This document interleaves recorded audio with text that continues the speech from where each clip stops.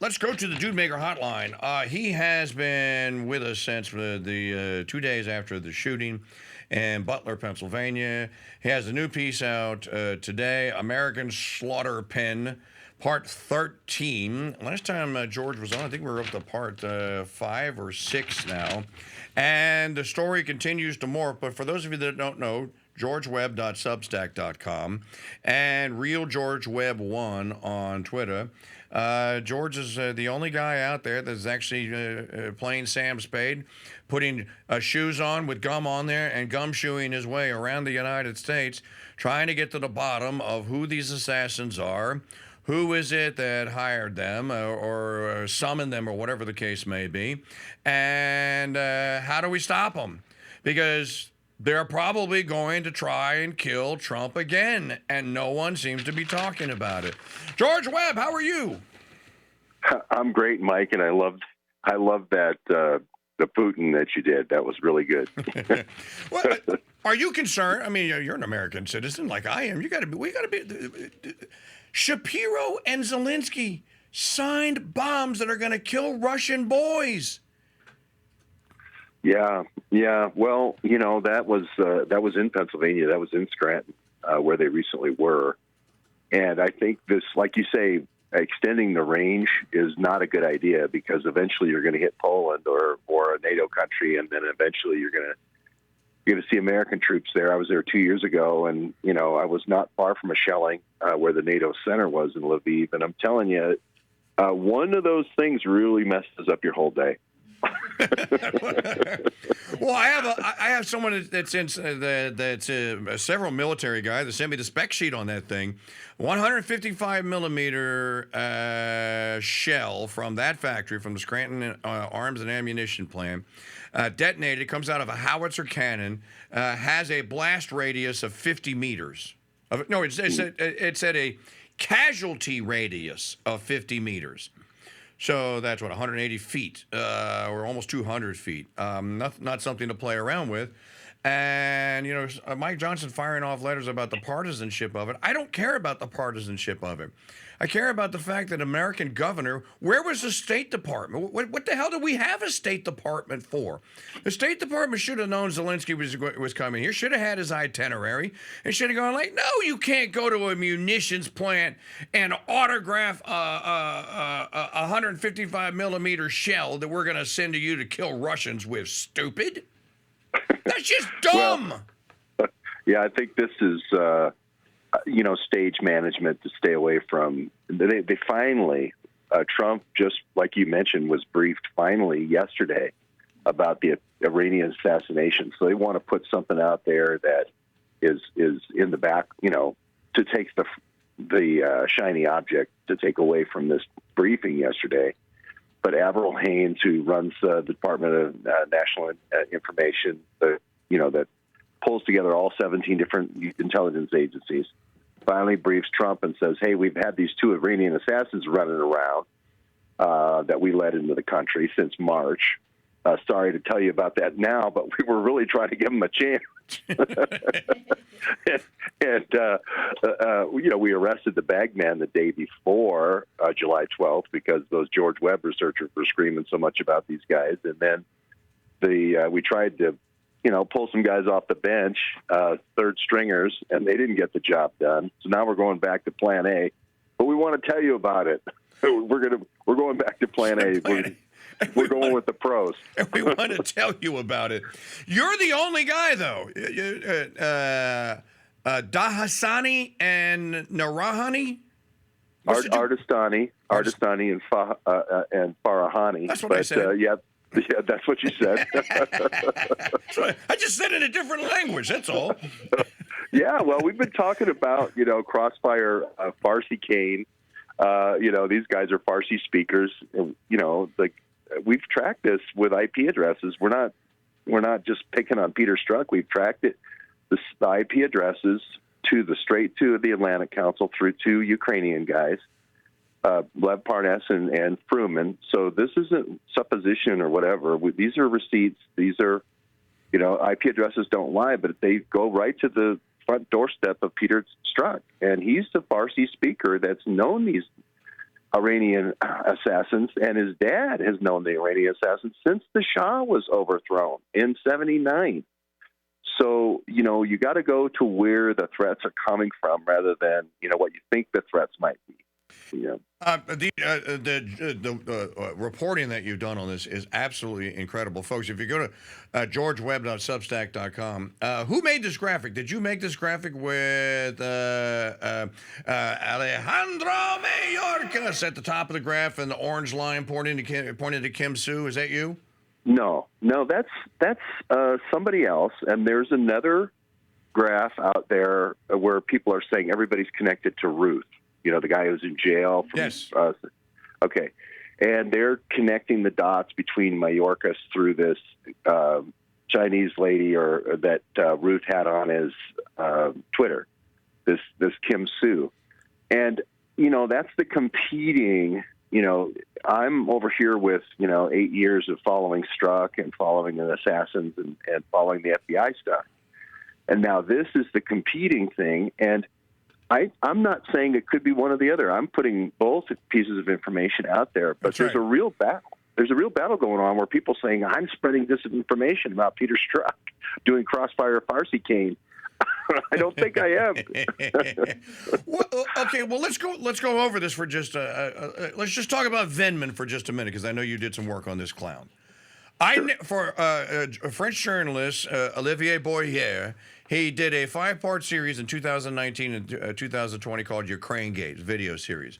For the American interpretation, after 2 episodes that I watched it, I went, okay, you guys need to stop using an AI interpreter voice. Let me do it. So I read the English-speaking versions, episode 3, 4, and 5, which is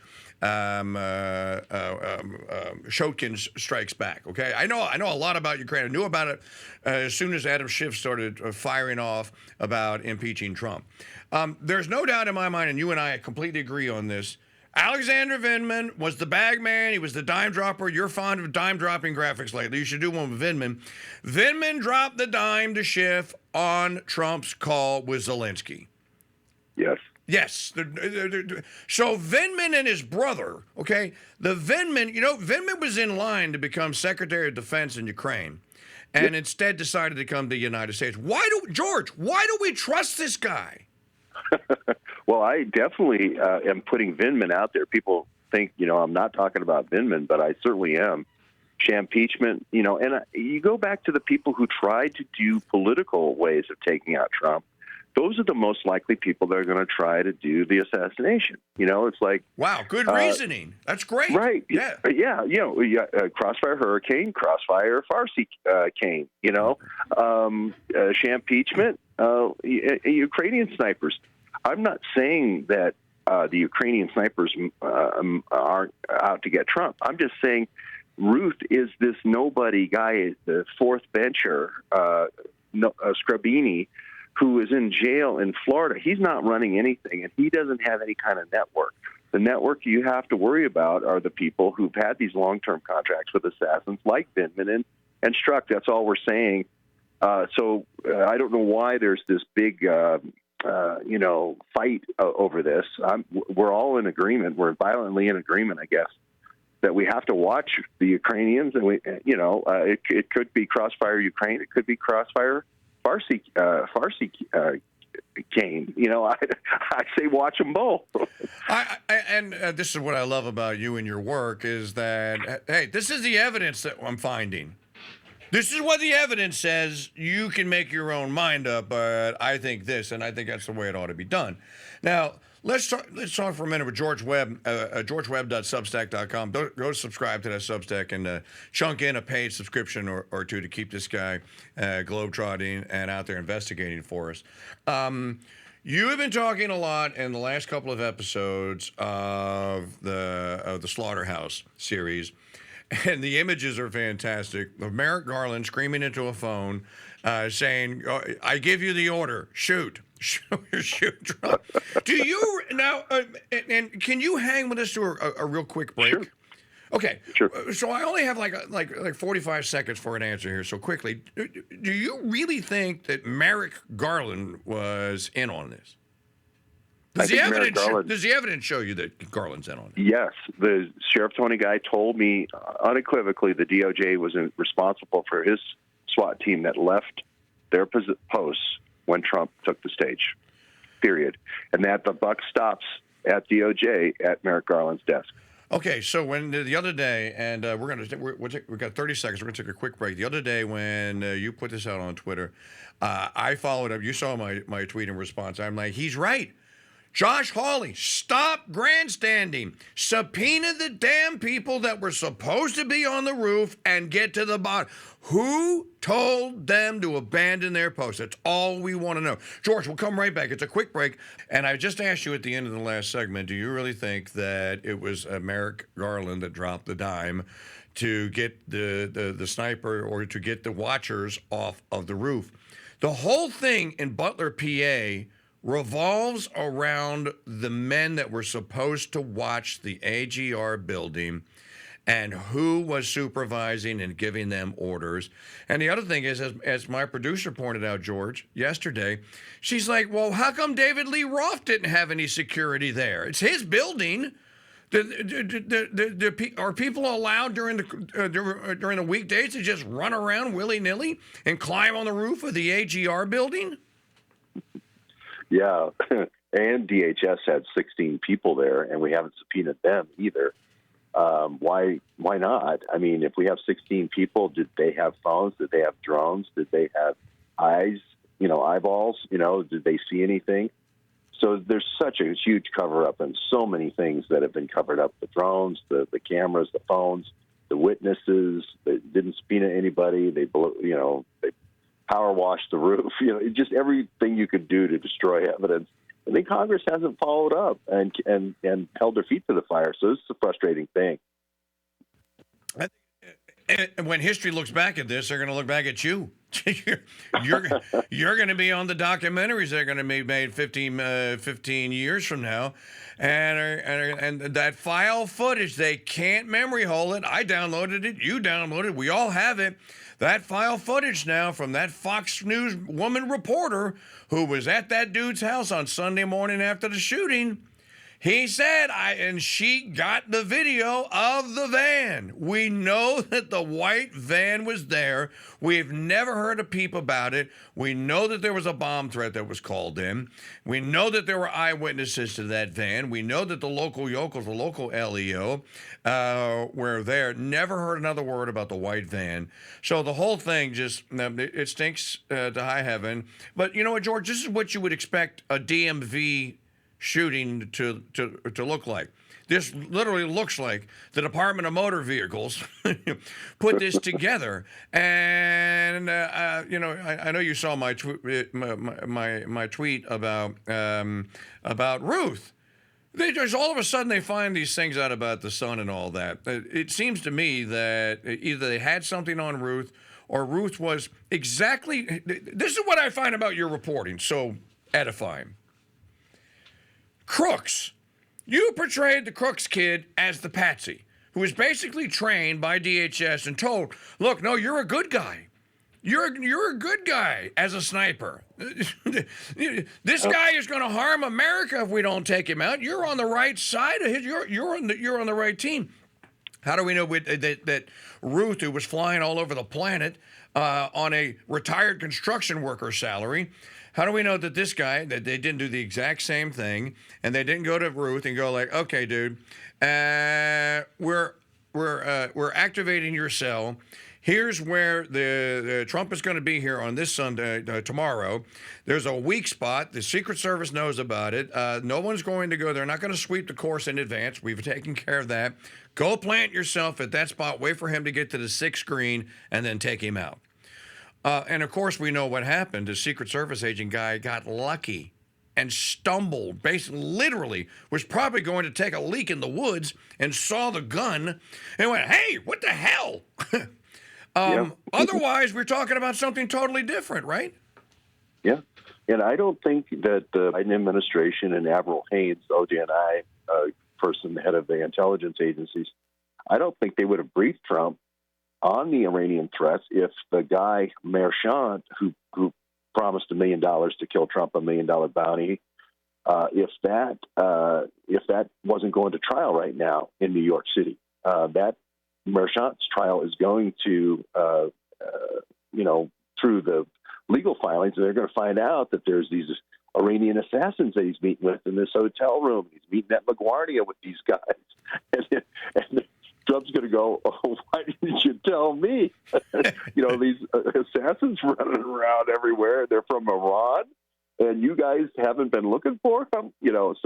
So I think that's the only reason they told Trump. It's just that they try to give these guys as much time as possible. And you mentioned the white van. We placed the white van in Plymouth, Massachusetts, from the 1st to the 4th, meeting the 2 Iranian assassins. So, why can't you tell Trump that? Shouldn't we be looking for the white van, Arizona plate? Shouldn't we be putting out the license number? Shouldn't we be putting out these guys' pictures, most wanted? So all these things that you would normally do, they've suppressed so that people at Trump rallies, and we're going to Warren, Michigan on Friday, so they won't recognize the people on the most wanted list. This is the exact opposite of what you do to try to prevent an assassination. George, we have the most advanced facial recognition technology on Earth. Facebook, Meta, whatever you want to call them, has basically perfected it. They can pick people out of crowds at airports. Everybody knows that it exists. All of our mugs, which is why they had this scam at the airport. You fly a lot. Okay, smile for the camera. I go I'm opting out. I told the last 2, I'm like, you already have my picture. You don't need it. Thank you very much. And to their credit, the fake security, the TSA guys, they're just doing their job. Just go yeah, come on through. So, but they have all of our faces. They have the facial recognition software. All that has to be done is upload that those 2 guys' faces. You have a dozen photographs of them. They could just ask you, George, give us your pictures. Put them into the facial recognition software, put the scanners up at Trump rallies, and if they try to get into the crowd, you catch them at the gate. Simple as that, easy peasy. The Israelis have been doing this for a freaking decade. It just boggles the mind that is this even being talked about? Well, 2 of our researchers actually did that for the most wanted, even though the most wanted posters seemed deliberately disfigured. And we found a guy at the border saying, "You'll remember my name." I saw that. Yeah. And so why would we want to put that out and say, this guy is saying you're going to know my name, like you don't know Lee Harvey Oswald today, but you're going to know it tomorrow. That's an overt threat, and he's chesting up all these people at the border like he owns the United States. Isn't that somebody that we want to start looking out for, that type of thing? And, this is the FBI is the one who made these top 10 wanted lists, not me. All I'm doing is publicizing it and showing it to the Trump campaign. And literally, Mike, we've been on this. You started the day Trump got shot. Yes. We've been on this for 2.5 months to get the word to Trump that there is this outstanding Iranian threat. And I'm not saying it's the only one. There's a Ukrainian threat probably too from Vindman, but you have to know about it. Somebody has to tell them about it. And finally, they told him yesterday, which is a big relief to everybody.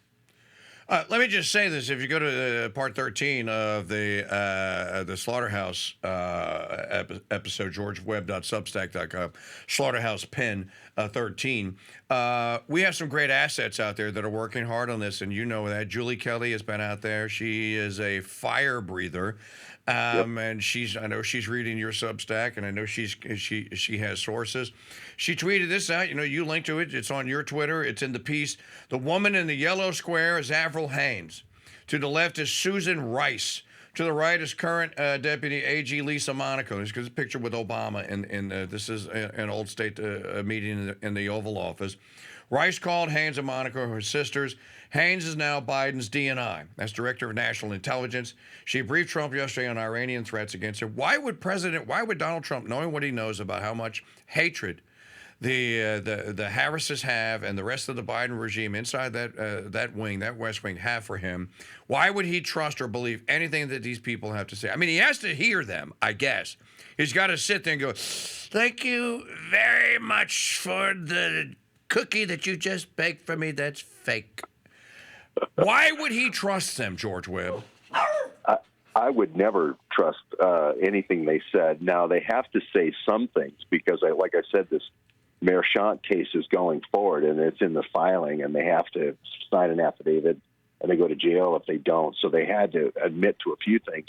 But the whole scheme of the support network for these assassins, they're not talking about. Well, and we've talked about he's went back from the Air Force, Harris and Biden went to greet him. This is a guy who's been recruiting snipers for 30 years for the Clinton Foundation.